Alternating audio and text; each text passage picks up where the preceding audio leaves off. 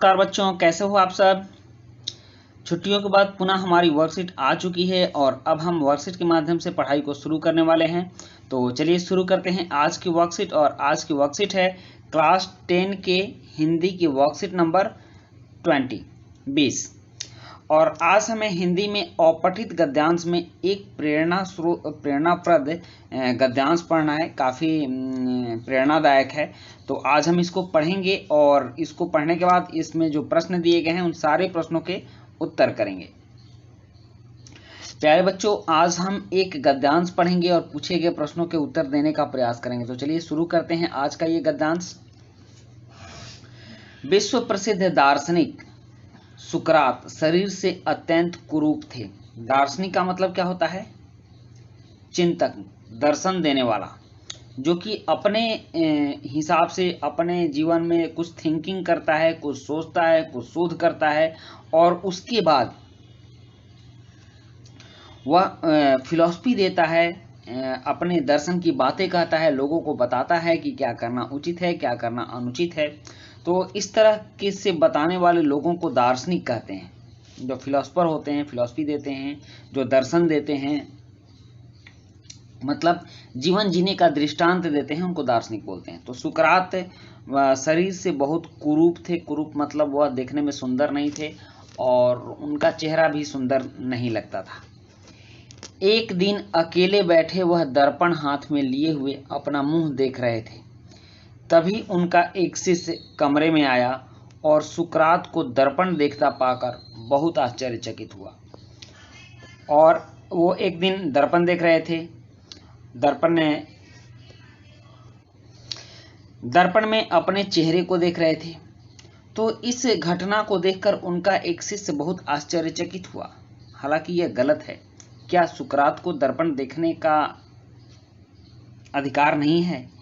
क्या सुकरात दर्पण नहीं देख सकते हैं? सुकरात ही क्यों, क्या कोई भी कुरूप व्यक्ति दर्पण में अपना चेहरा नहीं देख सकता है? उसे अधिकार है देखने का, देख सकता है। सुकरात भी देख रहे थे, लेकिन इस घटना को देखकर उनका एक शिष्य आश्चर्यचकित हुआ कि जब वो इतने कुरूप हैं तो वो दर्पण क्यों देख रहे हैं। वह कुछ बोला नहीं, मात्र मुस्कुराने लगा। और यह उनकी नादानी पर मुस्कुराने लगा या फिर उनकी कुरूपता पर मुस्कुराने लगा।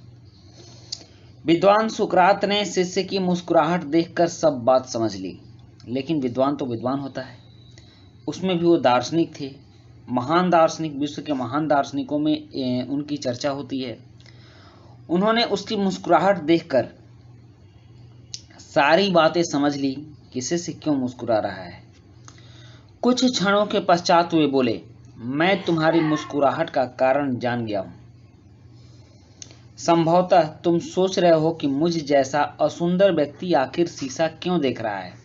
और उन्होंने बात को समझ लिया और शिष्य को बोला कि मैं तुम्हारी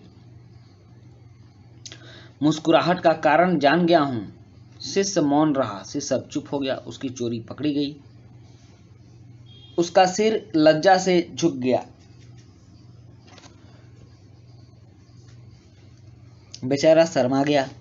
कोई भी अगर गलत काम करता है और उस समय उसको टोक दो कि तुम क्या कर रहे हो, मैं समझ रहा हूं, तो वो शर्मा जाता है। तो उसी तरह से उसका शिष्य भी शर्मा गया। वह धरती की ओर देखता रहा और शर्म के मारे नीचे नजर झुका लिया और जमीन देख रहा था, धरती देख रहा था। सुकरात ने पुनः बोलना आरंभ किया, वत्स, शायद तुम नहीं जानते कि मैं यह शीशा क्यों देख रहा हूं। नहीं गुरुजी, शिष्य ने कहा, मैं कुरूप हूं इसलिए प्रतिदिन शीशा देखता हूं। शीशा देखकर मुझे अपनी कुरूपता का भान हो जाता है। मैं अपने रूप को जानता हूं, इसलिए मैं प्रतिदिन प्रयत्न करता हूं कि ऐसे अच्छे काम करें जिनसे यह कुरूपता ढक जाए।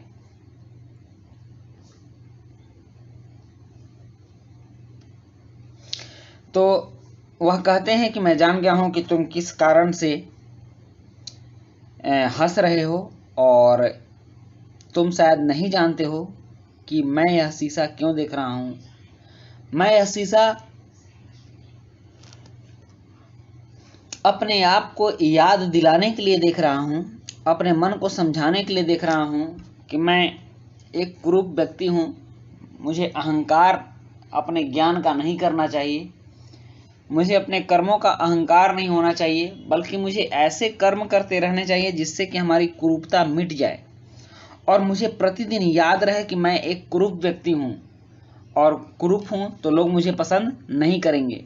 तो लोग पसंद करें या लोगों के लिए मैं अच्छा काम करूँ और इन सभी कामों से मेरी कुरूपता ढक जाएगी। यही कारण है कि मैं प्रतिदिन शीशा देखता हूँ और अच्छे काम करने को तत्पर रहता हूँ, प्रेरित रहता हूँ। शिष्य को यह बड़ा शिक्षाप्रद लगा, किंतु उसने एक स्वाभाविक शंका प्रकट की।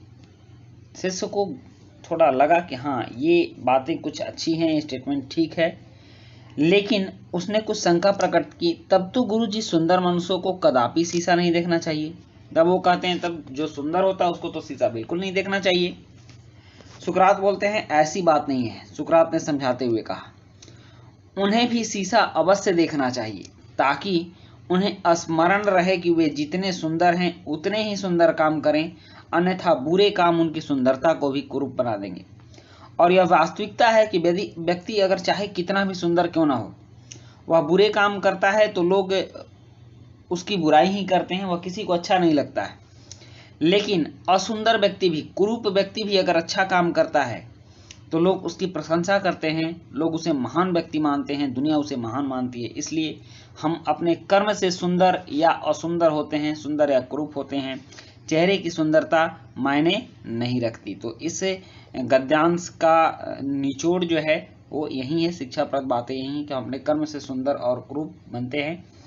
तो इस तरह से इस गद्यांश को पढ़कर हमें काफ़ी प्रेरणा मिला और हमें इस तरह के काम करने चाहिए ताकि हम भी सुंदर दिखें। अब यहाँ कुछ प्रश्न है कि गद्यांश में वर्णित शिष्य के गुरु कौन थे। गुरुजी ने शिष्य को अपने दर्पण देखने का क्या कारण बताया ताकि वे अपनी कुरूपता को ढकने के लिए अच्छे काम करते रहे। और तीसरा प्रश्न है कि सुकरात के अनुसार बुरे कर्म सुंदर व्यक्ति को भी क्या बना देते हैं, तो कुरूप बना देते हैं। और उसके बाद प्रश्न यहाँ 4, 5, 6, 7 है। 7वां एक गतिविधि है कि इस संसार में कोई कुरूप है, कोई सुंदर है, परंतु क्या कुछ ऐसा है जो व्यक्ति को कुरूपता और सुंदरता से ऊपर रखता है, वह क्या है? लिखिए। इस गतिविधि के लिए आप अपने शिक्षकों और परिवार के सदस्यों की सहायता ले सकते हैं। यहाँ देखिए सुकरात और उनके शिष्य का चित्र दिया गया है और यहाँ अच्छी बातें लिखी गई हैं कि कुरूपता को अच्छे कामों से की सुंदरता ही दूर कर सकती है। तो इस तरह से यह गद्यांश था। अब चलिए इनके प्रश्नों के उत्तर लिखते हैं।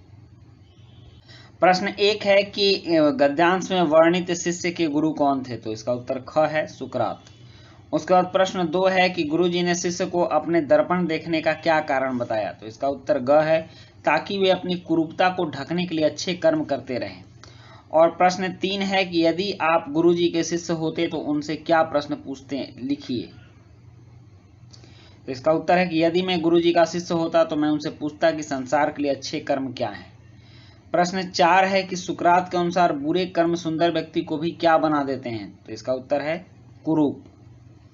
और प्रश्न 5 है कि गद्यांश को एक उचित शीर्षक दीजिए, तो इसका उचित शीर्षक सुंदरता हो सकता है या वास्तविक सुंदरता भी आप लिख सकते हैं। प्रश्न 6 है क्या आप गुरुजी को दर्पण देखने के कारण से सहमत हैं?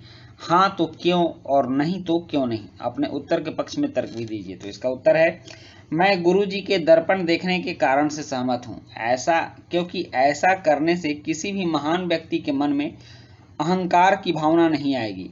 वह अपने अंदर की कमियों को देखते हुए वह संसार के लिए अच्छे कर्म करते रहता है। और प्रश्न 7 है कि आइए एक गतिविधि करते हैं। इस संसार में कोई कुरूप है, कोई सुंदर है, परंतु क्या कुछ ऐसा है जो व्यक्ति को कुरूपता और सुंदरता से ऊपर रखता है, वह क्या है, लिखिए।